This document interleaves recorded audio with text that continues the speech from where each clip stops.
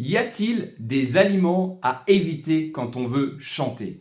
Bonjour à tous, j'espère que vous allez bien. Je m'appelle Alex Delucy, je suis coach vocal, professeur de chant et j'aide les artistes à trouver leur voix. Aujourd'hui, je vais répondre à une interrogation qui m'est souvent posée. C'est quand on veut chanter, est-ce que finalement on peut tout manger sans qu'il y ait des problèmes sur nos cordes vocales, sur la voix? Alors ça, c'est une question très intéressante. Tout dépend. Alors tout dépend en fait de ce que vous pouvez, ce que vous arrivez à digérer tout simplement. C'est-à-dire que on peut quasiment tout manger dans le sens que quand on mange, les aliments ne vont pas sur les cordes vocales, ils vont dans l'estomac. Donc les cordes vocales sont rattachées à la trachée qui va directement au poumon. Donc il n'y aura jamais rien qui va se passer sur les cordes vocales. Par contre, comme ça va dans l'œsophage et dans l'estomac, ce qui peut y arriver, c'est que vous ayez des reflux gastriques. Et donc ça, effectivement, avec les gaz, avec la sensation, ça peut partiellement, un petit peu, entre guillemets, brûler les cordes vocales.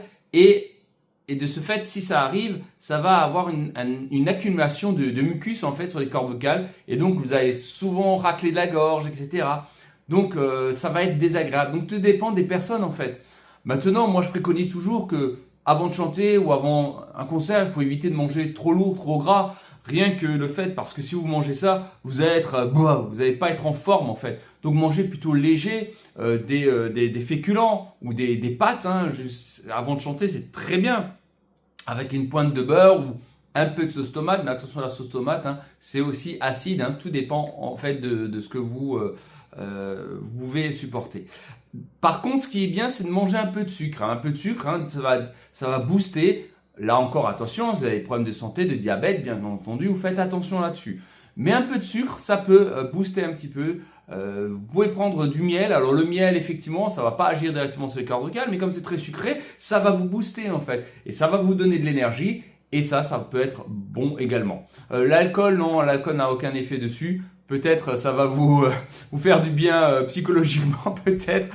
Mais bon, là aussi, il faut faire vraiment très très attention là-dessus. Donc vous pouvez quasiment tout manger. Mais moi, par exemple, j'évite le chocolat, le lait, etc. Parce que ça a tendance à être pâteux dans la bouche, dans la gorge. Donc c'est pas forcément agréable. On va avoir une accumulation de mucus.